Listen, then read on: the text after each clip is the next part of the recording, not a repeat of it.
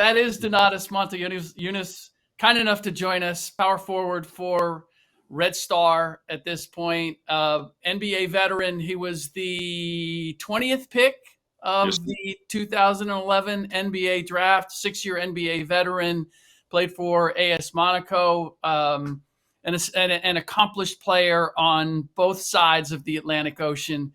And he joins us here on Fullcourt Passport. Donatas, thank you so much for taking the time. It's people don't know, as we're setting this up and getting into the show, the technology in having us all connect is always a little dicey, and so the fact that you see all three of our faces makes me very excited. So, Donatas, welcome to the show.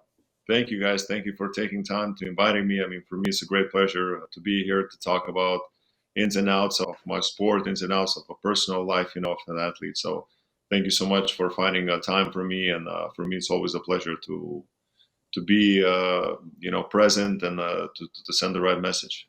Well, thank you. Boki, I'll let you start off. You two have such a strong relationship. Yeah, well, me and Donatas, we know each other really well. I mean, I can say that we built a really strong bond over the last couple of seasons, since Donatas has not just been in EuroLeague, but became one of the more vocal and more present players when it comes to, players' rights on one hand, but also understanding of how important it is to work together as a group of players and trying to push the narrative and trying to push things that help not just players but the league ultimately, because both things go hand in hand. You know Rick this really well from NBA, NBPA relations. So Donatas has been a true leader in that sense. But my question, just to start off, Donatas, we got to start at the end. The end meaning where you are now. Yeah. You're playing with Red Star, and you guys just won 6 in a row. Yeah. That's rare in EuroLeague to win 6 games in a row. Especially the team had 0-2 start, then you joined the team, changed the coach in between, and you guys just took off. Like, what do you contribute that to? Has there always been like the team had always had this kind of a possibility to blossom like this, or you think it's just right players at the right moment, coach coming in and all that? I think it was a really good group of guys. The guys were really good, and they just needed a little push, a little maybe example. Someone who comes with the right approach, right attitude, no matter what, win or lose. Obviously there's a lot of experienced guys in the locker room, but they're there for a long time. And for me, as being a fresh new voice, really kind of helped them. We have multiple conversations between us as a players only. Obviously, I didn't have a chance to play for Coach Giannis, who brought me to the Red Star, who really pushed me to get me to the Red Star. And I was really upset because I couldn't change the direction for him. But then at the same time, Coach Sasha came, the coach who I spent 3.5 years before, so I knew exactly what he wants from me, what he needs from me. In my opinion, when you gather a team, we're basketball players. We have egos. So a lot of egos come to one place. And if that is not unchecked, like, you're not going to put a team together. And you can see, like, there's a bunch of teams in the EuroLeague even today. There's many teams who have incredible talent in the team, but something's not clicking. That veteran presence is extremely important, and the voice, and not even a voice. Like, I always believe that the best way of leading is lead by example. And that's what I was doing in Monaco. That's what I was doing before. And that's what I'm doing now. Is to lead by example, to come to practice, to practice 100%. And I'm telling you, what kind of player you are, if 35-year-old guy comes in and falls on the floor and fights like hell in the practice, and you're not doing that. Also, I told them, I said, listen, guys, like, every time I used to come to Red Star to play Red Star Partizan, I said, it's a playoff game for me. I knew it was going to be a war, like, especially Red Star. Like, they fight like hell. To play against Serbian teams, Boki knows, like, he's from Balkan. So to play against Serbians anywhere, it was like crazy fight. They fight for each point. Like, 4-point difference feels like you're down like 15. Every possession is grind and like fight. And I was like, guys, you lost somewhere in between. I don't know, injuries, pressure from fans, this or that. You lost somewhere that real Zvezda fighting spirit. How quickly did you adapt to the atmosphere in Belgrade? I mean, it's one thing playing against those Red Star Partizan teams. The other thing is to finally, as a player, feel that support game in, game out. Yeah, which is in EuroLeague is common, but I think what Partizan, Red Star, maybe some Greek teams do when it comes to fans, it's special. Like Yes. it's different, you know. Yeah, yeah, it's definitely different. People here they're living basketball. Same like in Lithuania. It's a great honor to play for that type of organizations like Žalgiris. Who has incredible also fan base here. But with that comes huge responsibility, and responsibility is like I'll give you an example, Lithuania, because I asked some Serbian players here, they don't do that as much, but maybe after this podcast they're gonna start doing it. Like for example, Žalgiris, when they play the game, after every game there is a ranking of all guys that were stepped on the floor. So the media sit down and rank them by what they do, how they accomplish, how they were moving. So it's like if you're even a little bit into social media and you listen, like there's like 5-6 podcasts that talking about basketball, about games, how Žalgiris played, what coach did right, what coach did wrong. So can you imagine, like, okay, for me, like I'm already at an age where I'm like, I don't care. Like I've been through all of this. I've seen it. I can only imagine younger guy who's developing psychologically, emotionally, he gets into this type of atmosphere, and this can, if the young player is more sensitive, it can really break him, Mm. So like I said, and then in here, like, it's crazy.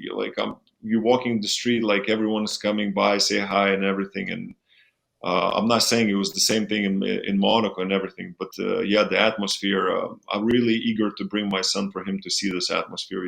He watched one of our games on through the internet, and he was like, "I want to see it." I was like, "Well, it's not going to be same like Monaco. I mean, people are in the game here; they're not sitting at all." Like, What is it like changing teams within EuroLeague versus changing teams in the NBA as far as the adjustment and getting used to a new system and a new program and a new group?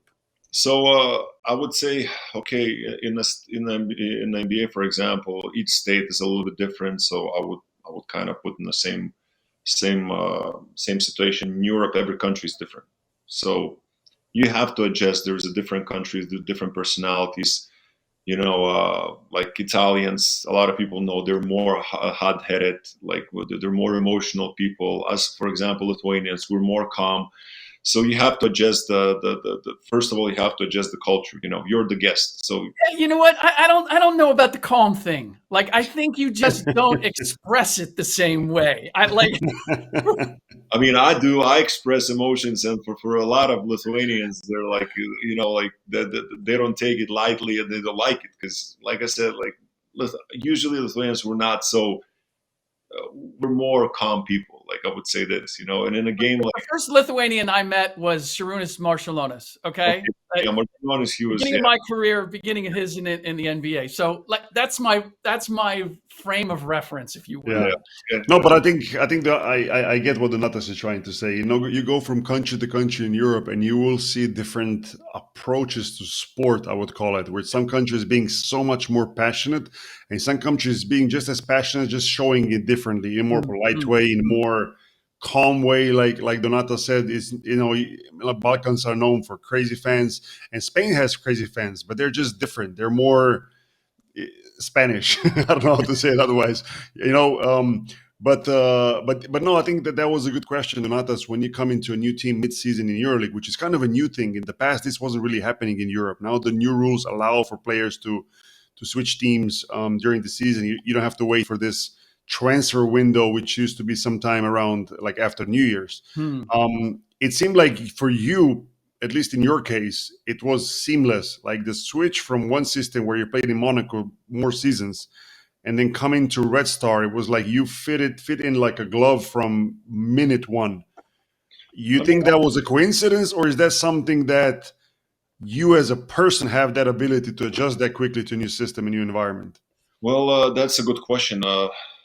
I really don't know how to correctly, not even correctly, how to answer that. Like, I feel like maybe I developed myself like that, but I learned also one thing, I did same thing in China, same thing in the United States, same thing in Monaco, same thing right now here in Belgrade. When you come in and you show the example, you work right, and you give 100% of yourself on the floor.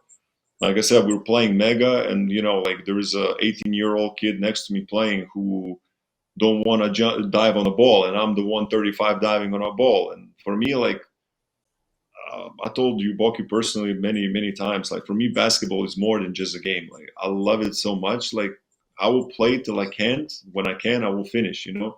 But the joy for me to fight the atmosphere and everything, it really brings me a lot of good energy. But yeah, talking about overall, I think this, like you said, like fitting into the systems and everything, it comes with the age, it comes with the personality, and actually, if you have a right work ethic, it becomes very easy. Where did you learn that or develop that? Is that something that you had from the very beginning, that your early coaches or parents instilled in you, or is it something that you cultivated as you went on? I was talking a lot with my psychologist about this, like why basketball is so important to me. And we figure out, because I was born when my parents were really young, like 21 years old. They conceived me, So obviously, when you're a young parent like this, right now, it's a little bit different, when you look at the people, they try to get their kids after they achieve something in their careers, when they're stable, the stability is first, the job, the career, and then after is the kids. Before, it was right past Soviet Union times, it was like, still the old school mentality. First kids, then let's figure out. And so through that process, you obviously, as a young parent, there was not so much time for our kids, try to figure out what to do in life, how to make the family stable. And so through basketball, I become seen as a person. So for me, it becomes somewhere where I go, people cheering for me, people supporting me, It started when I was really young, when I was 7. And it got developed through the things that falling on the ball, simple exercises. When we were kids, I don't know, I guess the coaches are not that many coaches are doing it now. They would just roll the ball and like, hey, whoever jumps on the ball, and like as a game. So falling on the ground for us is normal thing. You have to go on the ground if you want to win the basketball. If the basketball is on the ground, no one's looking around. It's like, I don't know if Boki remembers. For me, like the probably most memorized the dive on the ground was 2 years ago against Maccabi when we went to Final Four. And there was a situation when the ball was far away from me. I remember. Also, literally had it in his hands. If he would be a little bit more precise, I had no chance. But I just flew right in. I took took the ball out of his hands, and just passed the ball by turning to I think Ellie for a fast break. And I mean, but those situations, I remember the emotions. Still today, I remember those emotions. To win that. Because of your passion for the game and all that, how do you, as you look back at your NBA career, how do you view it? Was it satisfying? Obviously, injuries got in the way to a certain extent, and yet it's an incredible accomplishment to play in the NBA, particularly as a foreign-born developed player. Like, with your love for the game, how do you look at all that you experienced and accomplished in the NBA? So I'm not gonna lie to you. I don't regret any situation or anything that happened. Everything led to this place today, who I am right now. So, let's put in a different sense. Like, okay, my career is longer there after my back surgery. If it's longer, I get bigger money, right? Okay, big contracts, this. I might never meet my personal coach. My approach to basketball might not be the same. My professionalism to this point might not be the same. So there's so many things that a lot of journalists, to be honest, they ask me like, what if, not in the injury, not the situation with the Rockets and Brooklyn and this and that. And I'm like, yeah, but I wouldn't be who I am right now. I think all that led to this situation, to this moment, to make me a person I am today. And if I start regretting something, that means that I regret some progress or some situation that improved me. I went to China. I met my personal coach. My personal coach from the first day, he said, "Listen, this is the way I do things. Like I work for a long time. Let's try." Who is your personal coach? Virginijus Mikalauskas. He was a Lithuania men's national team. At that moment, he was working in China. I didn't know him. I knew him, who he is, but personally, we never met. Almost like with Yurik. So I don't know. When I arrived, we just sit down, start talking, and I like his precision. I like the way he works. I like his approach. And this season is the 9th season I'm working with him individually. So all summer, he set up the schedule. We were working. In the season, he's responsible for my recovery. For like, I rarely have a day off. Like, I almost don't have like the day that I don't do nothing. Like, like even yesterday was like 2 days ago we played a game. Yesterday, I came to the gym and I was so pissed. I was like, man, I don't want to do nothing. Like, and he's like, listen, if we don't do this today, tomorrow you're gonna feel like like crap. So let's do some. So but that's his job. His job is push me over the hurdle where you don't want to do it, right? But you have to. China seemed to be kind of like a stop between NBA and EuroLeague. What did it bring to you, that experience? Yeah. So first of all, I went to China because I had NBA offers, but they were minimum contracts, and I was 26 years old at that time. I would say not fully developed psychologically or emotionally. And one of the doctors that was, checking me, he told me straight in the face, he's like, "You're not going to play basketball anymore because of your injury, because you had two back surgeries, L4, L5 disc herniation." So, for me, I was like, okay, China came with like huge contract, and I was like, man, like I have to go. I mean, I got a couple of offers. I think Maccabi and Barcelona offered me, but like half of what China offered me. So I was like, okay, if I didn't know how my back is going to hold. I don't know what's going to be the situation. So I was like, okay, I have to take this opportunity and see, how it's going to be. And then obviously, like I mentioned before, when you're coming to I've been successful in the different continents for reasons that are simple. Like, I'm not fake. I'm a person who I am. I show myself. I love my teammates. I feel like I keep on telling all my teammates whenever I come to a new team, I was like, this is my family, because I spend more time with you than anyone with my family. I see more you than I see my, fiance or my parents. So you are my family. So I'm going to treat you like a family. In the families, there is a fight, there is this, there's that, but we figure out. So I was really successful. I made a really good connection with the Chinese players. We have really good relationship. They started inviting me. I don't know, Boki, if you know much about, or Rick, about like Chinese, but they're very conservative, and they really are, they're really, I wouldn't say scared, but they're like, they like to keep the distance from foreigners because they don't really trust them. But I built a really crazy good bond with the local players in China, and they started inviting me to the birthdays, to their other celebrations. So it was really nice to see them from the other side when you're not on the basketball floor. And again, you have to, when you get to the new country, you have to adjust it. Again, it's you. Like, they're not gonna. I was living in Jinan, 7 million people, and they're like, they're not gonna adjust their ways, the way they're thinking, the way they're doing things. You have to be the one who adjusts to them. I've seen many players who came from the Europe or NBA or the US. They came and they're like, oh, it's me. Now it's me. I'm gonna show you. Yeah. 2, 3, 4 months, they're like, you're out, because they're not gonna follow your rules. You have to follow their rules. Things are different there. The things are different. The local players, like, they're allowed more. So I'm not gonna lie to you. I would leave every game and I would feel like buzz hit you. It's like the whole body is aching, like, the elbows and everything. And again, like you said, like, you have to produce. Did you have situations where like either coach or GM or owner or whoever was in a position to be the leader of that club, let's say? Did you ever have a situation where they came to you and said, that's not enough? Like, you got to do better, you got to do more? Or was that just the feeling they kind of gave you if there was a game where you didn't produce as much as you should? You get the feeling. But I have another crazy story if you want to hear it. This is real story. So because of the relationship, my second year in Jinan, the relationship I built with the local guys, local players.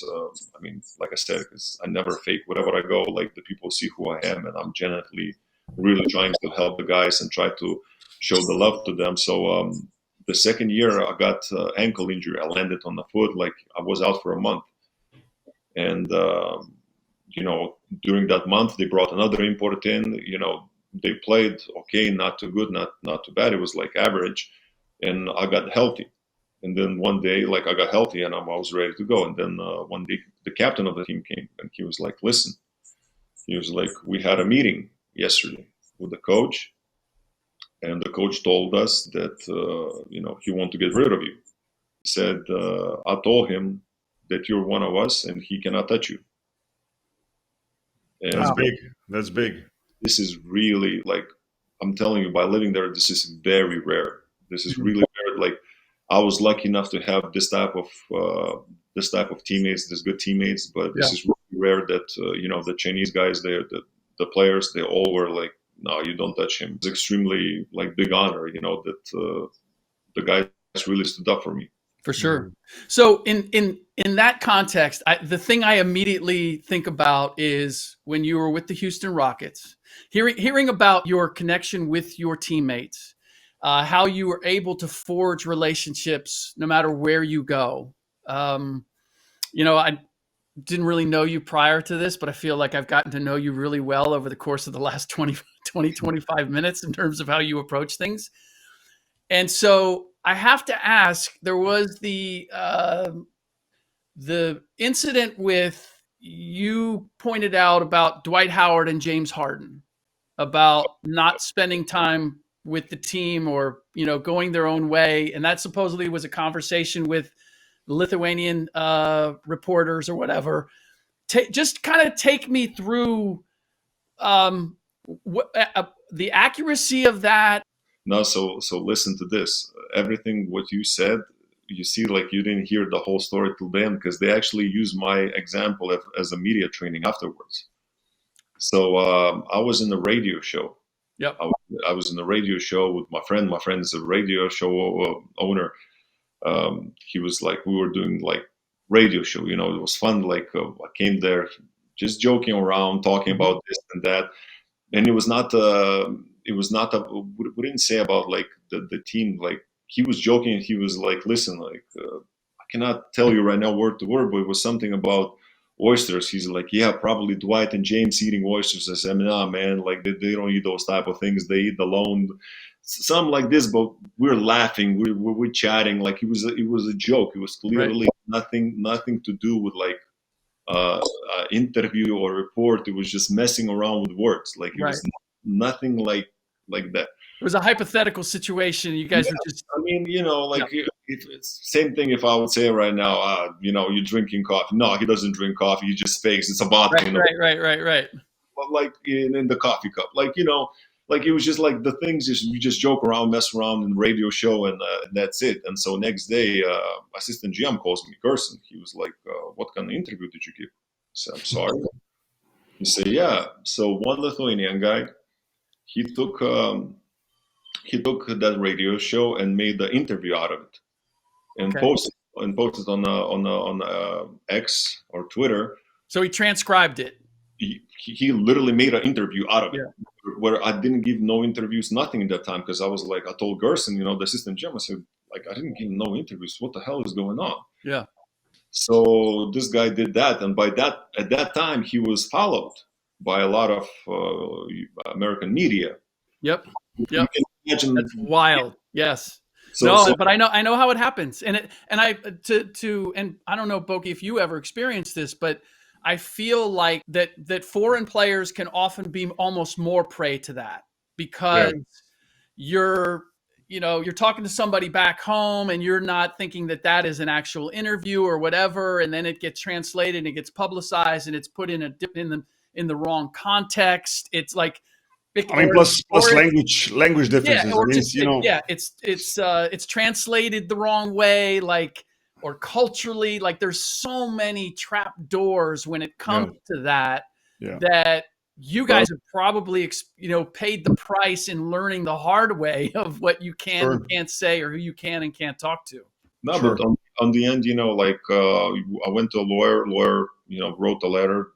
Obviously some guys called me, they asked me not to do this. I said, listen, this is my name against his name. Like, like if he would be smart enough, he wouldn't do it. Yeah. So he signed the paper stating that he took it out of the TV show, the radio show that was nothing to do about like a basketball or anything like this, that he stretched the facts and everything. He had to sign it. He had to publicly apologize. And like I said, like later on, they were, media teaching us in the team. And actually the next year they were in the preseason teaching us, and they pointed out this point. They're like, this is how we deal with this type of situations, So, he stated that he did wrong.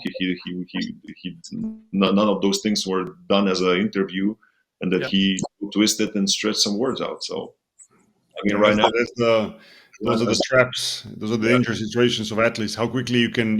I'm not going to say ruin your career, but maybe derail your career by if not being careful and somebody using that for their advantage or for their way to pump up their name or to grow in the media business. Yep. I mean, but it's good that we straighten it out. Like I heard about this, had it like in the back of my mind of this situation, but I forgot about this. We never discussed it, but it's good to see how it all played out. Yeah. Well, and it's good to get to the heart of it. Like, exactly.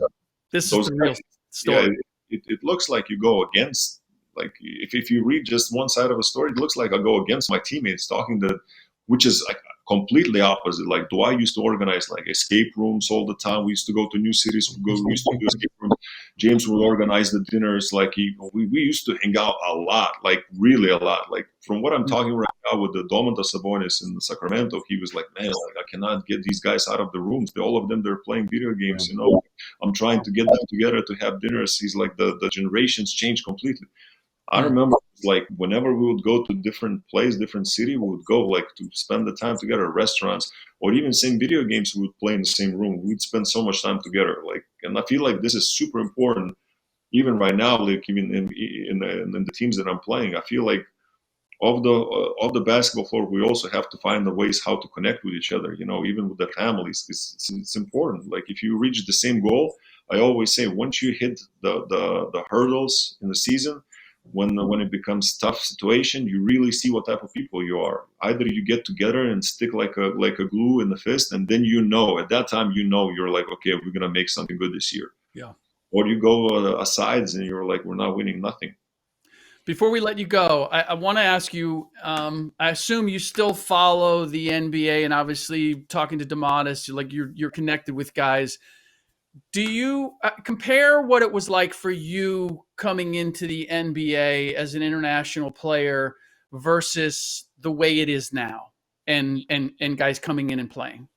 I mean, it's changing a lot. Like I don't remember exactly who said it, but someone said it very well. There's right now maybe 8-10 teams who are trying to win something, and there's all other teams that try to get young raw talent to develop something. Mm-hmm. So logically, like when you look at it, like this bunch of young guys running around and thinking they made it. Yeah. And then when they're not at some point, even though they drafted high, they're not good enough. They're coming where? To Europe. Mm-hmm.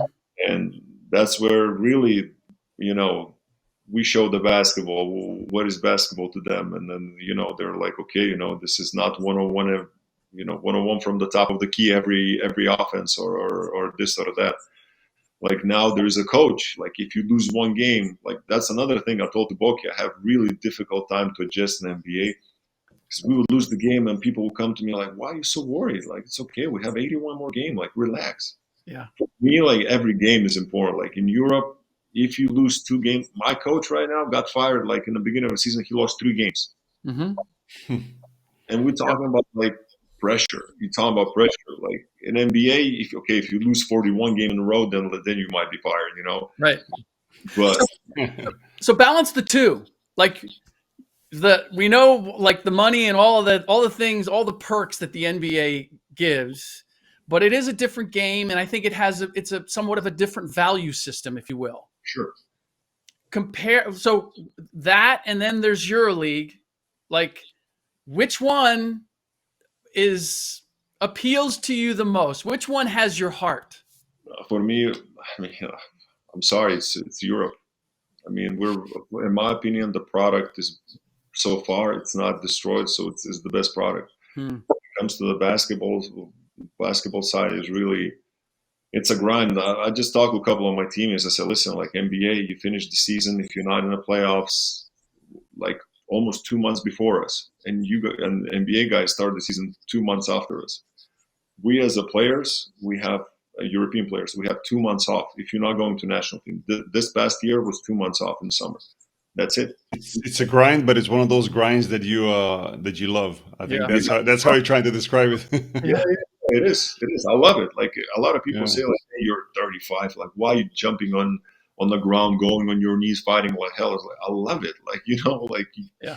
that's the one thing. You cannot put a price on the heart. Like a lot of people say it, but it's true. Like the heart, you cannot scout it out. Donatas, thank you so much for taking the time. It was a pleasure for me to get to know you, and I hope we can have you on again sometime. As Boki said, expect that you're going to be around for a while, and I'm gonna watch you play. I mean, I could already see it, and watching Red Star this year, like the impact. You see a guy, and it's like, oh, this is the motor. This is the guy who's inspiring everybody else to play hard at 35 years old. That as an older guy,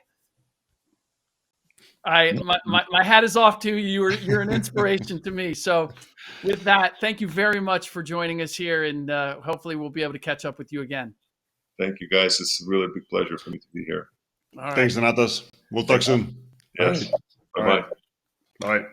The funny thing about Slovenia, which just like Lithuania, where Donatas is from, it's a small country, right? So if you're in a basketball community, like if you're not at least like friends with all the certain people, you're gonna know them. Yeah. And with Stefan Yuksimovic, Yeah, I wanted you to pronounce his name first. That's Stefan really Yuksimovic. what I was getting after. Stefan Yuksimovic. So with him playing in Baskonia in Spain, but being a Slovenian kid, like what's the connection here, right? Like, well, I played with his dad for many years with national team. So his dad was a national team player, and played in Slovenia and in different teams throughout his career. And yeah, it's one of those names that is popping up now this season as a young 16, 17-year-old kid who's getting a chance to play at the highest level in Europe. We discussed this in previous episodes. Like, it doesn't happen a lot, right? Like, EuroLeague is an old league for many reasons, but one of them, our main one, is coaches trusting veteran players more because they need to win, right? It's not a development league, right? So it's really like a breath of fresh air, because we have a young 16-year-old kid, who is not from the home country, meaning not Spanish in Spain or Serbian in Serbia, but Slovenian playing in Spain, which has some similarities with Luka. Like, that's the age when Luka played in Real Madrid, got his minutes to play, showed what we can do. And, there's already some people saying, there's a comparison and this and that. I'm always like, hey, every player is his own player. Slow down. I'm not saying, Don't do that to the kid. And I'm not saying this kid could not be good or great. I'm just saying everybody has his own path. Let's not make comparisons too early and put players under even more pressure that they have already. So, as far as what his ceiling is, I mean, it's super early, very difficult to say. There's people who definitely see him as an NBA talent, and there's some question marks whether he's going to be able to develop physically enough, whether he's going to be strong, quick enough, so on and so on, which is for every European player, for a lot of young European players. And I think there's also a factor like this kid now being 16, 17, like which route he takes. Are we going to see the most common route we see today with young European players going and playing NCAA, and how that is going to affect his development? Yeah. Or is that a player that doesn't choose to do that, which is kind of almost an anomaly nowadays, which means staying in Europe, staying in EuroLeague, playing here for the next 2-3 years, getting drafted, and then going over. It'll be interesting, but it's one of those names that is definitely worth tracking. Yeah. Well, and I mean, I'm just from a pure talent standpoint, and the fact that he's already getting the opportunity that he's getting, that's what drew me to him. When I look at him physically in his game, it's very much different from Luka. Like, he's going to have a different game. Yeah. And I just wonder, playing for Baskonia, which is right now at the bottom of the EuroLeague, and I don't know that's going to change dramatically at this point. Luka was playing with Real Madrid, like, in a different place, and that has a different impact on development, right? Yeah, Like, it how do you does. see his path in comparison?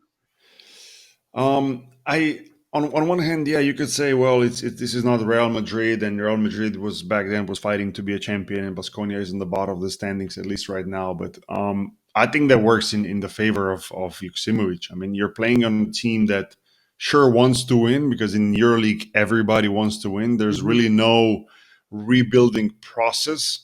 But I think in this case, it helps him. He probably goes out every game and just said, hey, just play. Yeah. Just have fun. Just learn. If I get 5 minutes, great. If I get 10 minutes, maybe a season goes on and he gets stronger and a little bit more experienced, he'll get even more minutes, hopefully. But just the fact that he's already around at the age of 16 of being on EuroLeague roster and traveling around and getting that experience, he's already getting ahead of his Yeah. people of his age, by with the experience that he's getting, exposure he's getting, which is enormous.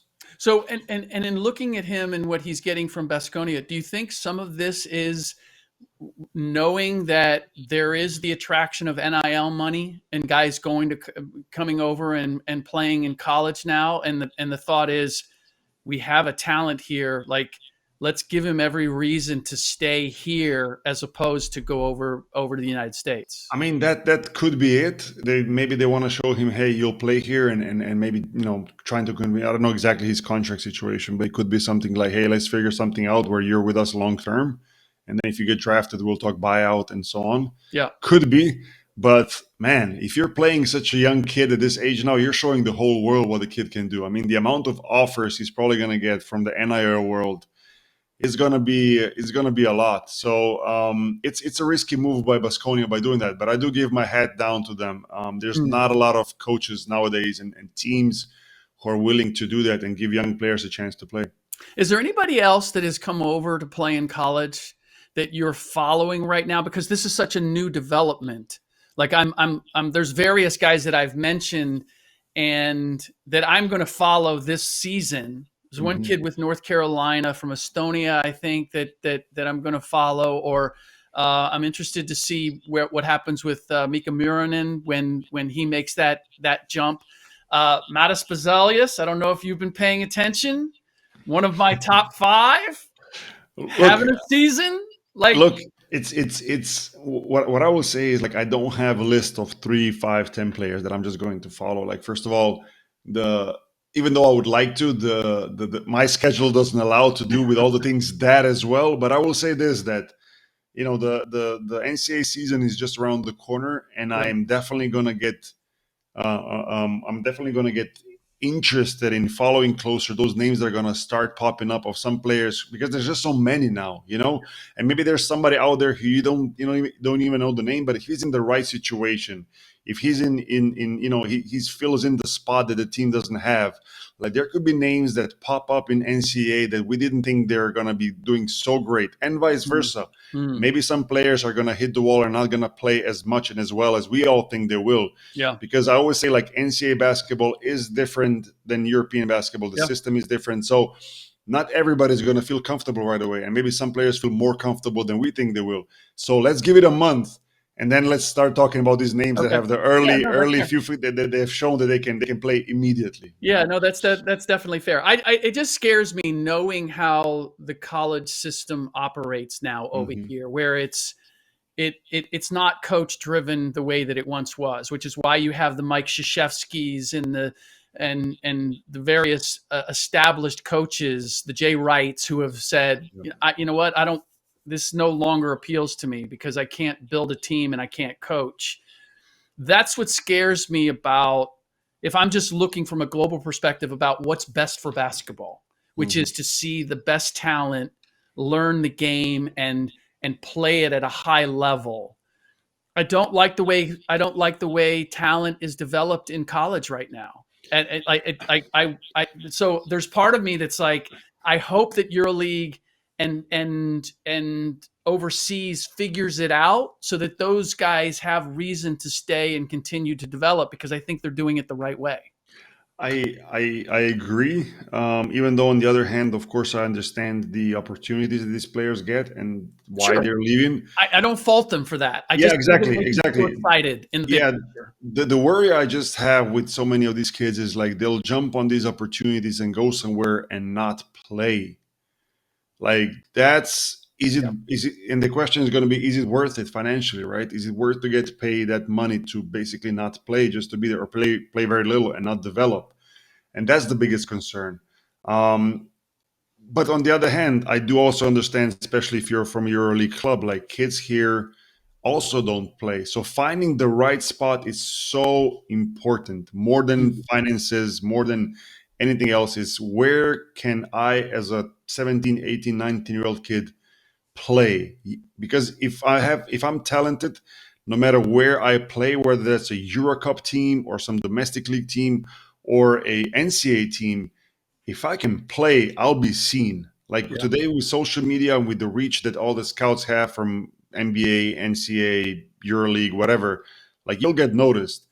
So the emphasis really should be on where that place is. But I know it's a difficult one because NIL opportunities are far outreaching and Crazy. surpassing what Europe can do right It now. is. No, it's I get the appeal, I get the attraction, but I also like long term, are you taking the money now and it's going to shorten your career or your ability to be a pro long term? That is But the balance, and these kids are the guinea pigs for that. exactly, I think we're still early on in this process where this is like the first wave of players from Europe going to the NCAA, right? Like Yep. last year or so.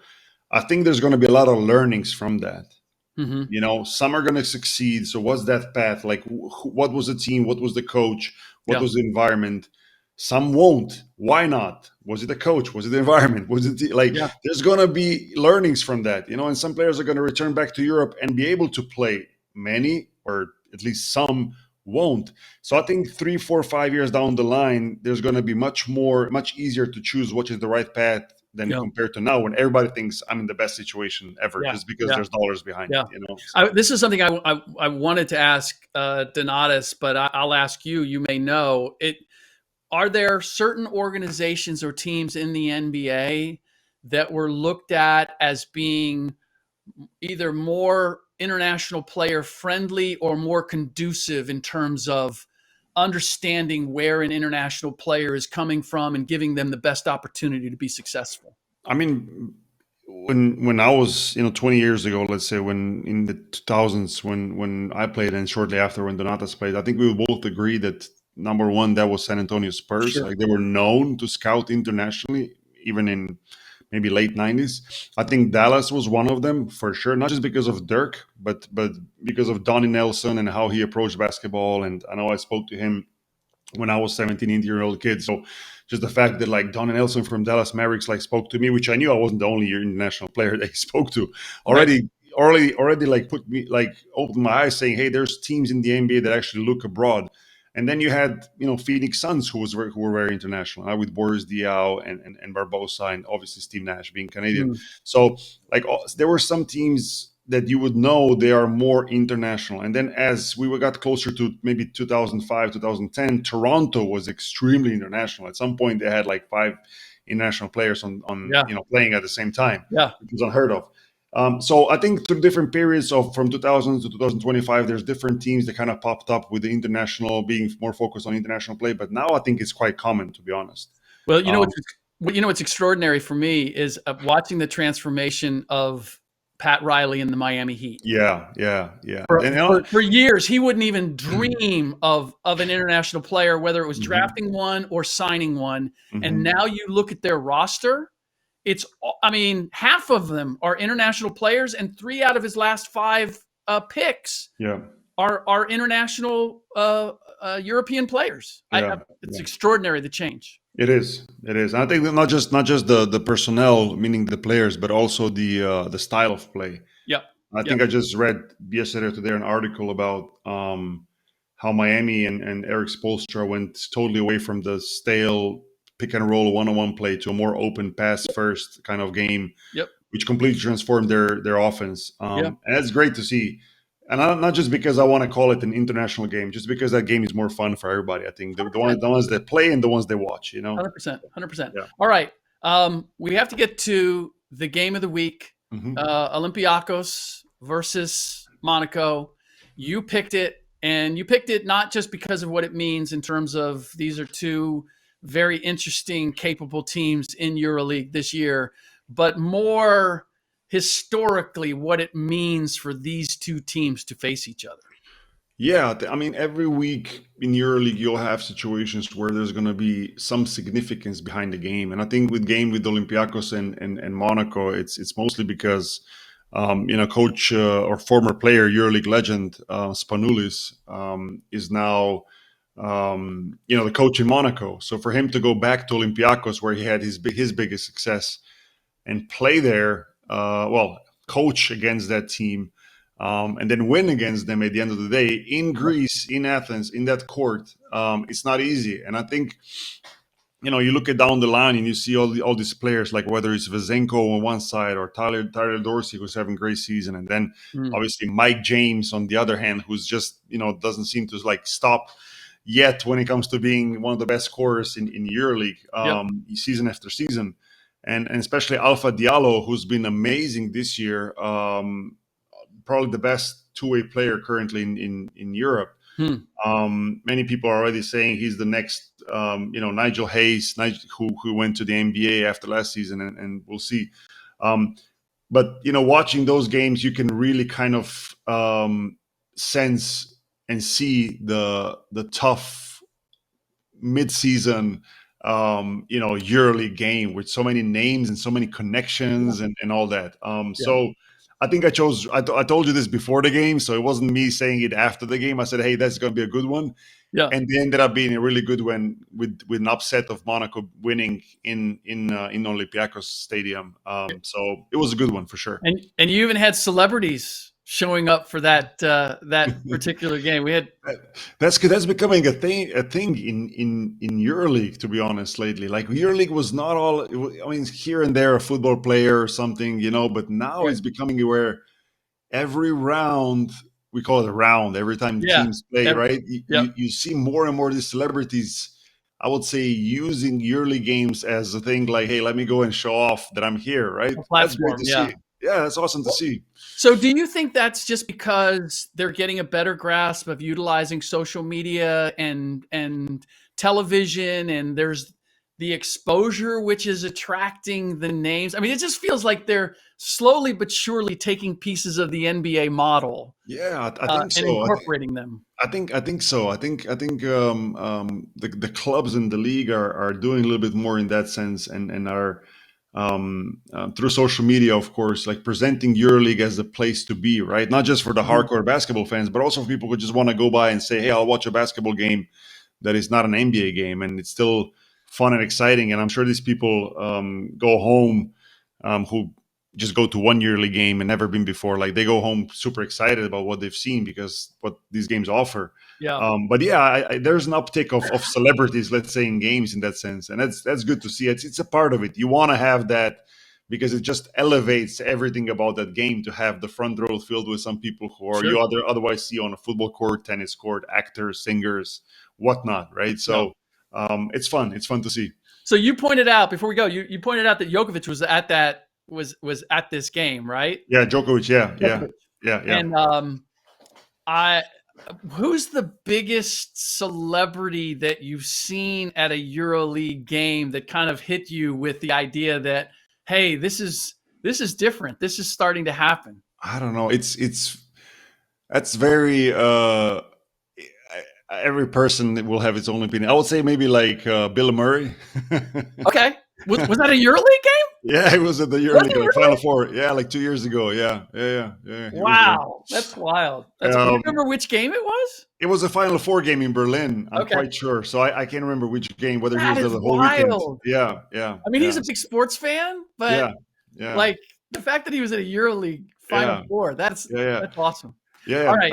But you'll see others, and Kevin Durant was watching games some years ago also, and they made a big deal out of that as well, which I think they should. So but yeah, you'll have big names that come by. The problem is that they just still don't make it bigger than they should. I think I think to have Bill Murray come to games that shouldn't be a surprise to me. Right. That's my point. Advertised everywhere. That's my point. I agree, 1,000%. All right, we are out of time. We didn't get to everything that we wanted to. We still have a lot of material, but it will hold for next week for sure, and we will get to it then. As always, Boki, thank you, and thank you for getting Donatas to join us. That was a treat and very very insightful. And a lot to be taken away from that conversation. So for sure. Until next week, Boki, travel safe. You too. We'll see you next time.